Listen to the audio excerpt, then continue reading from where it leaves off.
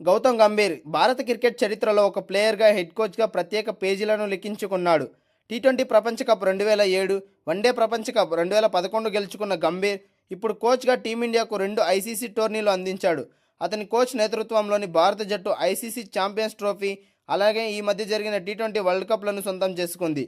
దీంతో 2 ఐసీసీ ట్రోఫీలు అందించిన తొలి భారతీయ కోచ్గా అతడు చరిత్ర సృష్టించాడు. ఈ నేపథ్యంలో టీమిండియా మాజీ కెప్టెన్ సౌరవ్ గంగూలీ కీలక వ్యాఖ్యలు చేశాడు.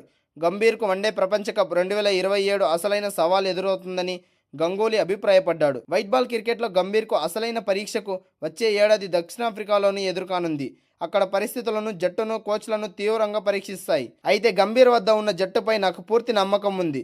అతడు కోచ్గా మరోసారి ఖచ్చితంగా సాధిస్తాడని గంగూలీ పేర్కొన్నాడు. 2023 వన్డే వరల్డ్ కప్ టైటిల్ కొంతలో తప్పిపోయినా భారత్కు వచ్చే ఏడాది జరగనున్న 50 ఓవర్ల ప్రపంచ కప్లో ఎలాగైనా సొంతం చేసుకోవాలని పట్టుదలతో ఉంది. అంతేకాకుండా సీనియర్ ఆటగాళ్లు విరాట్ కోహ్లీ, రోహిత్ శర్మలకు ఇది చివరి వన్డే వరల్డ్ కప్ కావడంతో భారీ అంచనాలు కూడా ఉన్నాయి. అయితే టెస్టుల్లో మాత్రం గంభీర్పై తన శైలిని మార్చుకోవాలని గంగూలీ సూచించాడు. టెస్టుల్లో ఇంకా మెరుగుపడాలి. ముఖ్యంగా పిచ్ ఎలా ఉంటుందనే ఆలోచన పక్కన పెట్టాలి. పిచ్ను ఒక భూతంలో చూడడం మానేయాలి. స్వదేశంలో జరిగే మ్యాచ్ల కోసం స్పిన్నర్లకు అనుకూలించే టర్నింగ్ వికెట్లు అవసరం లేదు. మంచి వికెట్స్పై ఆడితేనే మంచి ఫలితాలు వస్తాయి. ఇంగ్లాండ్ సిరీస్ ఫలితాలే ఇందుకు నిదర్శనమని గంగూలీ చెప్పుకొచ్చాడు. కాగా గంభీర్ నేతృత్వంలో న్యూజిలాండ్, ఆస్ట్రేలియా, సౌత్ ఆఫ్రికాలతో టెస్టు సిరీస్ను కోల్పోయింది భారత్.